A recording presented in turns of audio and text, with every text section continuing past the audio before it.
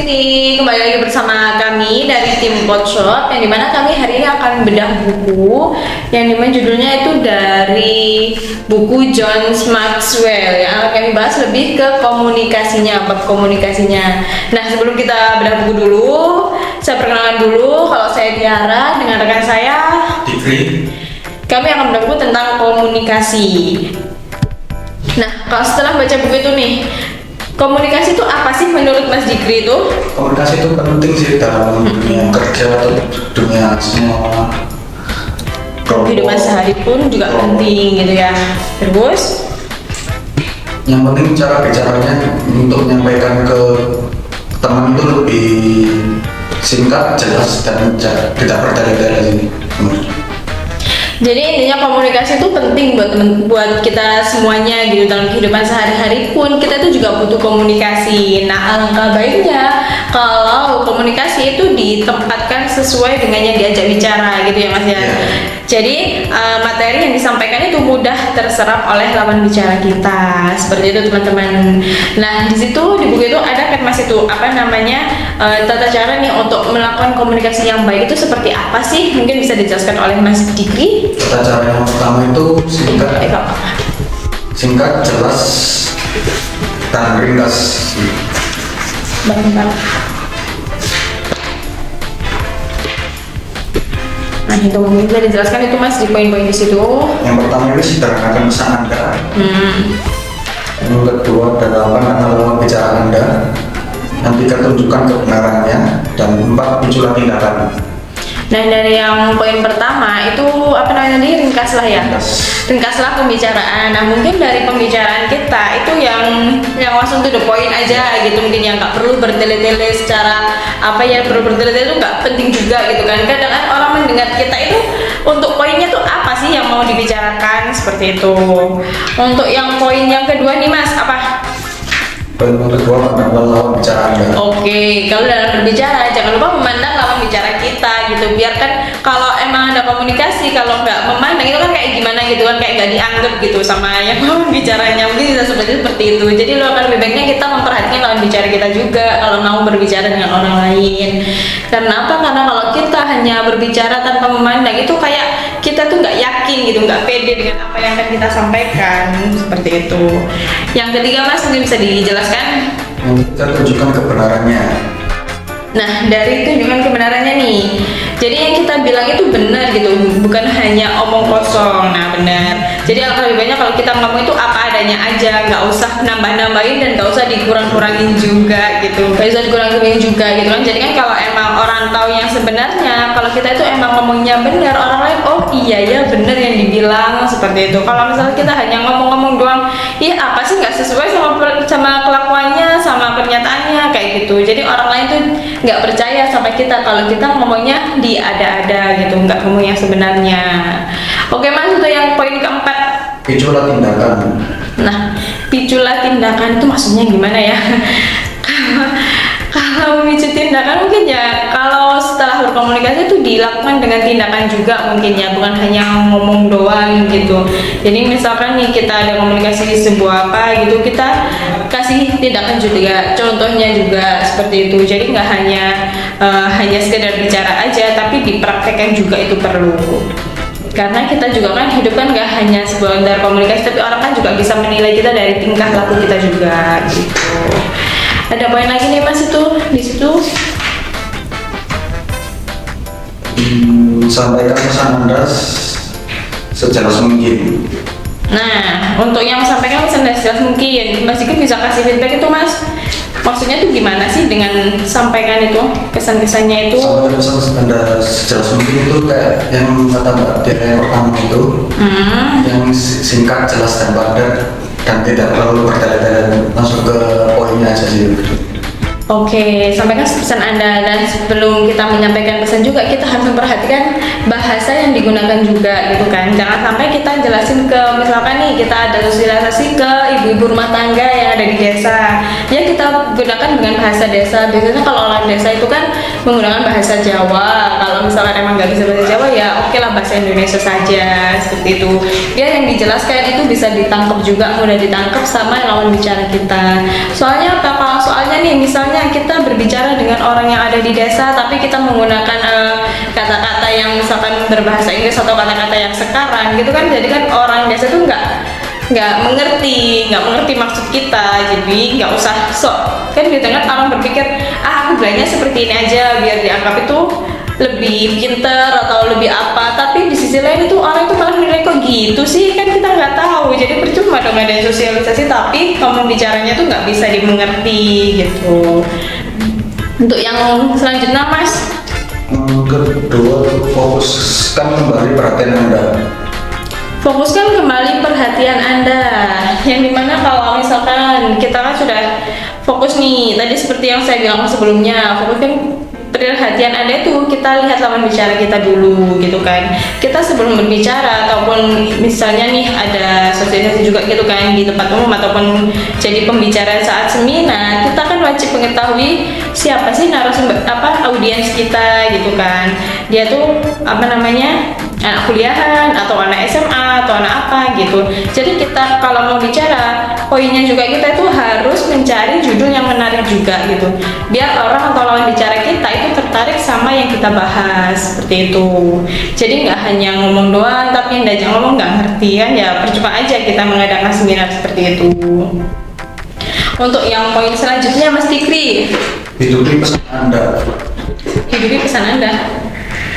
Mungkin dari kata hidup di pesan Anda itu, selain menyampaikan materi-materi itu, kita hidupkan juga lah suasana di dalam forum diskusi tersebut gitu kan. Jadi jangan hanya melulu menyampaikan materi, mungkin bisa disertai sama kayak games-games seperti itu, biar kita nggak boring gitu dalam suatu seminar ataupun kegiatan seperti itu. Nah, dari komunikasi tersebut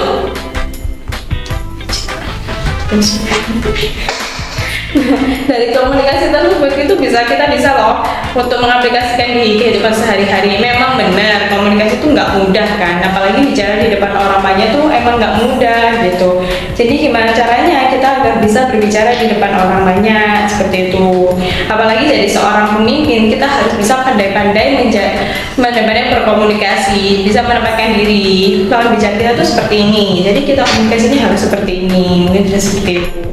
Ada Mas Digri nih, Mas Digri gimana nih pengalamannya nih? Ini kan baru Mas Digri ya, Mas Digri nih perkenalan aja juga ya. Mas Digri nih tim baru di Coach Shop Indonesia, jadi mungkin ya masih agak malu-malu gini namanya. Gimana nih Mas Digri? Kalau kesannya menjadi tim di Coach Shop Indonesia? Kesan menjadi tim di Coach Shop Indonesia sih senang sih, dan orangnya ramah-ramah juga dan baik. Oke, mungkin seperti itu teman-teman. Jadi ya saya juga berusaha mengenali dengan Mas Digri, yang dimana Mas Digri memang karya yang baru di sini. Jadi yang mungkin perlu adaptasi juga, dan dimana kita kalau misalnya ada orang baru juga kita harus welcome juga sama orang itu. Tapi yang nggak perlu yang sok deket banget gitu ya, nggak juga gitu kan. Jadi sewajarnya saja. Nah Mas Fikri ada yang disampaikan nih mengenai komunikasi.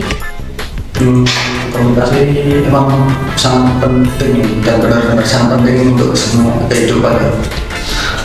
Dan bisa menjaga tata cara bicara kita lebih baik dan benar dan tidak Bertele-tele mungkin ya.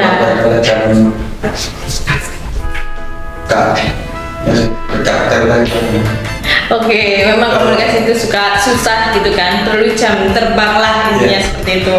Saya cari aja ya gini ya. Saya dulu juga nggak bisa loh komunikasi seperti ini gitu tuh, sampai nggak bisa juga. Karena apa? Karena ya saya dulu orangnya pendiam banget gitu. Kalau nggak diajak ngobrol sama orang, saya nggak bicara, saya diem aja gitu.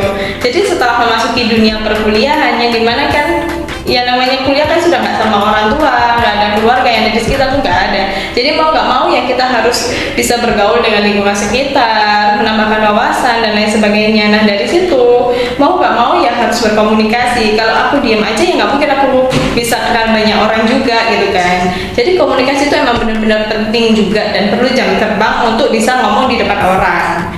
nggak mudah dan berbicara depan orang, di depan misalkan depan tim waktu briefing itu aja kita juga susah kan mau menyampaikan apa gitu.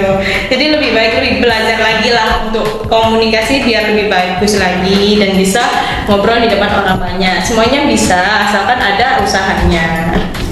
Nah, untuk mengembangkan komunikasi di sini juga ada caranya, teman-teman tadi kita sebutin juga. Mengembangkan keterampilan berkomunikasi sangat penting agar kita bisa memimpin dengan efektif.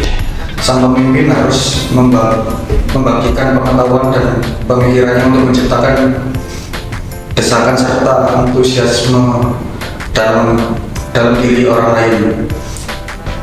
Jika seorang pemimpin tidak bisa menyampaikan pesannya dengan jelas dan tidak dapat memotivasi orang lain untuk menindaklanjutinya, maka memiliki pesan untuk disampaikan pun menjadi percuma. Oke, jadi dari yang dibaca Mas Sigit itu tadi, kalau kita mau berkomunikasi dengan orang, paling nggak yang kita sampaikan itu orang lain bisa mengerti dan menerima apa yang kita sampaikan seperti itu. Jangan hanya mementingkan diri sendiri.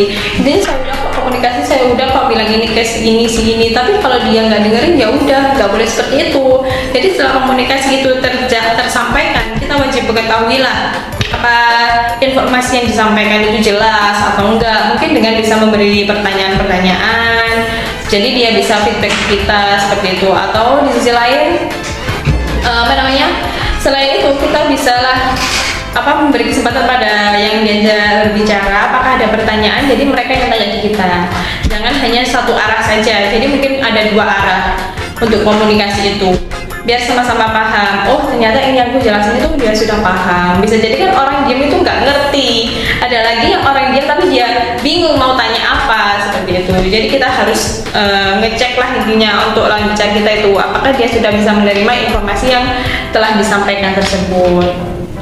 Nah, itu Mas mungkin yang di bawahnya ada kata-kata lagi itu Mas mungkin bisa disampaikan. Seorang pendidik suka membuat hal yang sederhana menjadi rumit. Seorang pemimpin membuat hal yang rumit menjadi sederhana. Nah, dari kata-kata itu mungkin ya kan, apabila ada sebuah kata-kata yang susah itu bisa dijelaskan juga gitu. Jadi orang yang diajak bicara itu dia paham benar apa yang dimaksudkan dengan kata-kata yang sulit itu tadi. Nah, seperti yang saya bilangkan di awal juga, kalau mau berbicara ataupun ada suatu pertemuan, kita lihatlah audiens kita itu siapa.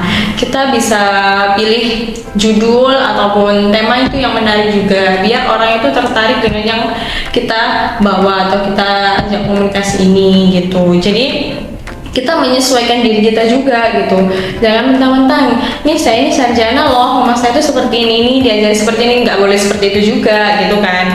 Kalau kita ngerti, kita memang ngerti, tapi lawan bicara kita belum tentu ngerti juga kan apa yang dimaksudkan dengan kata-kata tersebut. Mungkin boleh untuk 1, 2 atau 3 kata menggunakan kata-kata asing boleh, tapi di kata-kata asing itu juga diberi pengertian juga gitu, biar orang yang diajak ngomong itu juga ngerti, oh ternyata maksudnya seperti ini gitu. Jadi yang tambah pintar bukan yang berbicara aja, tapi yang diajak berbicara pun dia juga dapat ilmunya juga gitu. Mas Jukri, kesimpulannya dari pertemuan hari ini nih Mas? Komunikasi penting. Terus Tanpa ada komunikasi nggak bisa hidup lah ya. Oke, komunikasi memang penting dalam kehidupan sehari-hari pun itu juga penting juga gitu kan. Dalam hal apapun yang dibutuhkan itu komunikasi yang utama, dan dalam komunikasi itu juga nggak sembarangan komunikasi, ada tata caranya juga itu tadi. Memperhatikan nih lawan bicara kita apakah lebih tua dari kita atau lebih muda dari kita harus menyesuaikan juga gitu kan. Bukan berarti orangnya sudah tua tapi diajak bicara kayak sama teman sendiri kan, nggak menghormati kan, sama aja itu nggak menghormati, nggak menghargai juga sama yang lebih tua gitu.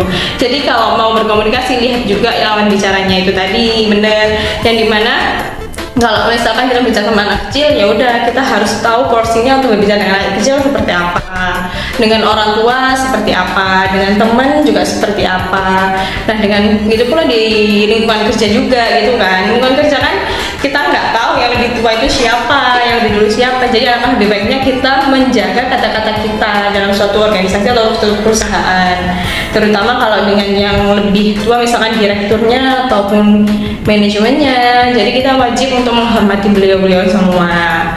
Nah, kesimpulan dari sesi kita yang sore ini, komunikasi memang sangat penting dan banyak tata caranya juga. Lebih baik kita memperhatikan tata cara itu untuk menjadi komunikator yang baik dengan menambah wawasan, dengan menambah pengetahuan. Karena apa? Karena kalau kita hanya sekedar ngomong tapi nggak ada wawasan dan pengetahuan, itu sama aja gitu, kita bingung mau ngomong apa, kayak gitu kan. Jadi lebih baik berlatih juga untuk berbicara, bisa berlatih di depan cermin juga kok bisa, biar kita bisa semakin berpede lah ya, terutama pede dalam berbicara gitu. Nah, sekian yang bisa kami sampaikan dalam bedah buku sore ini. Saya Tiara dan rekan saya Fikri menyampaikan undur diri. Mohon maaf apabila ada salah kata dan perbuatan kami. Selamat sore, sampai jumpa di bedah buku berikutnya.